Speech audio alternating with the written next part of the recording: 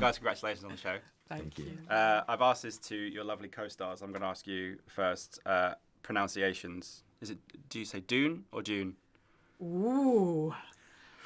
Have you been to the school? So I live in the States, right? So it's Dune, and I think that's kind of what we've all been told to say is Dune. But I'm from Liverpool, so it would be like June. Yeah. You know what I mean? But that's Can't beat that. It's funny because hearing like people today, we were doing some radio interviews, and a lot of British pronunciation is June. You know, just going naturally into that. So it is interesting, but I think we've been told it's Dune. Yeah. Right? Yeah. I don't want to think about it too much. No.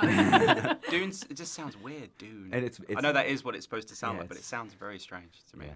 Did you get your Atreides and Harkonnens right? Because apparently that's wrong as well. Atreides, well, yeah, people can say it different ways, you know. We had a few on set where we got given We like a had a- sheet, right? It yeah. was like, there was like maybe 30 words on there. It was like, this is how we're going to pronounce it. You know? Yeah. And you just have to set your stall out, and that was down to Alison to be like, this is how we're going to say these things. Let's keep it consistent, you know, Yeah. which is good because some of the words are crazy. Fortunately, we have people policing that at all times that's on it, yeah. set, which is incredibly useful as an actor once you get beyond a certain age. But yeah, if they're all in one sentence, it's seriously a tongue twister. Yeah. Olivia was telling me she had a Comic-Con experience where she said Harkonnen wrong, and some of the fans were like,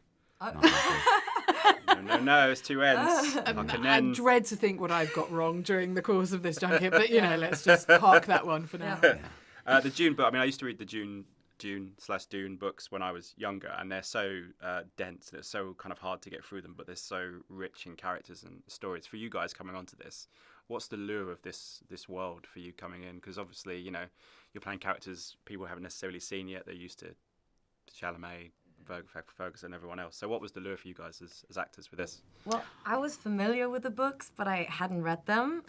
So the first time I feel like I really got into the universe and fell in love with it was Denis Villeneuve, Dune Part 1. And it just blew me away. And so it was really exciting to get to be part of more of that. I think it's really rare to go into a job where there's, you've got a reference point in terms of tone visually.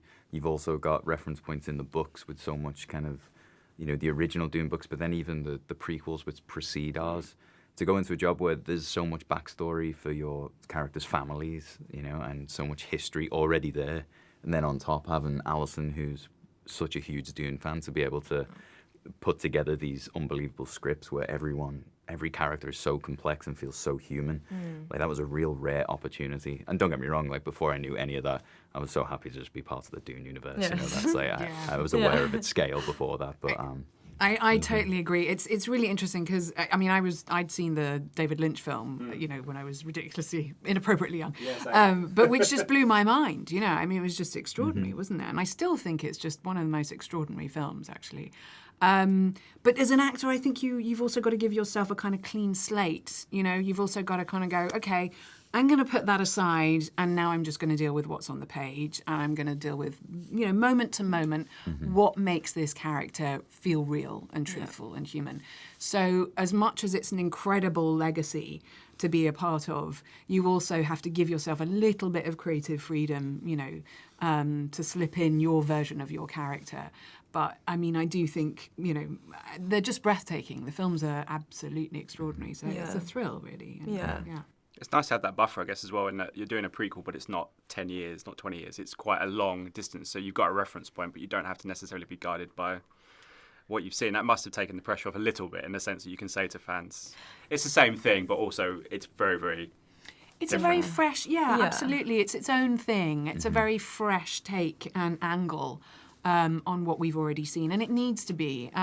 So I think it's the same but different. Yeah, and also I think like having Alison Shapka, Jordan, and all the creators of the show, like just to just be like feel in so safe hands and just be in the bubble of what we were creating. Yeah.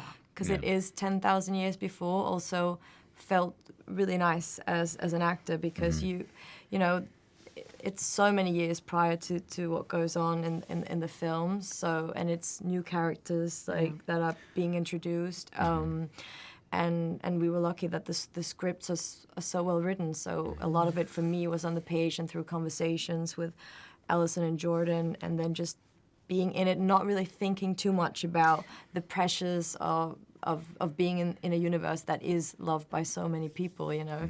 Yeah. Yeah, I think, you know, at the end of the day, it's a drama. It's a very human drama, and I Yeah. think that's what sets it apart, actually, is that, you know, often sci-fi, you know, which we all know and love, can sometimes feel a bit conceptual, a bit abstract. And I think what was brilliant about this show, and Emily set that tone, is that you feel that every character is, you know, really going through a kind of human drama. And that's what was emphasised on set, you know, with the directors.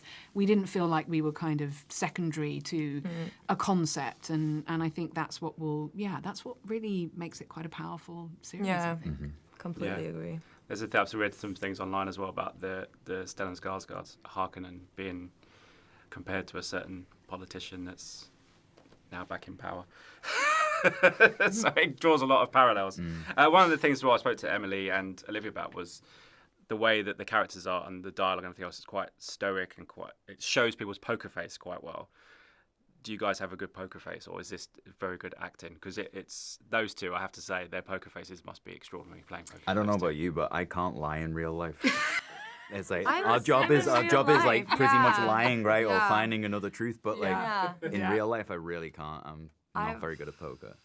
I'm not really good either. I feel like I'm the same, and Lewis is always like, my partner's always like, but you're an actor, like, why are those just so different from who I am in real life? Yeah. Maybe because we're more emotional and sensitive Probably. naturally, just Yeah. you know, to like connect Too with things. empathic, really, to have a good poker Yeah. face, I think. Yeah, not the best. As a final question then, what's been your kind of elevator pitch to people when they've asked? Because obviously you come with the premature of Dune and everyone's like, okay, it's Dune, but then yours is Ooh. kind of different. So how have you been pitching it to friends and family as to why they should I've got watch quite a it? good one. Go on. I So wanna hear it is The Sopranos and The Handmaid's Tale in space. I like that. I like It's that. I not like snappy, that. but, you know, kind of there. I've been saying it's all about Kieran. It's Scousers in space. That's what I've called it. No, I love that. Can you imagine if that was the That's a accent? good one. Why not? You can do it. Yeah. No, yeah, I think that's a perfect way Yeah. to kind of elevate a pitch it, you know, get people involved. Sopranos is such a touchstone for TV because like the Penguin's out there and everyone's like, oh, it's the Sopranos Batman TV show. Well, HBO did that, right? Yeah, HBO is HBO just- created Yeah. modern television and Yeah. gave us Since that the bloodstream, cinematic yeah. event television, and Yeah. you know, Yeah. to be working with them on this, it's like, you know, you can't imagine it on any other network, really, right? Yeah, exactly. Guys, wish you all the best. Thanks so much for your time. Absolute pleasure. Thank you. Thank you, guys. Ladies and gentlemen, you're watching Hey You Guys! Hey, you guys! Hey, you guys! Hey, that's what they all say. Hey, you guys! Hey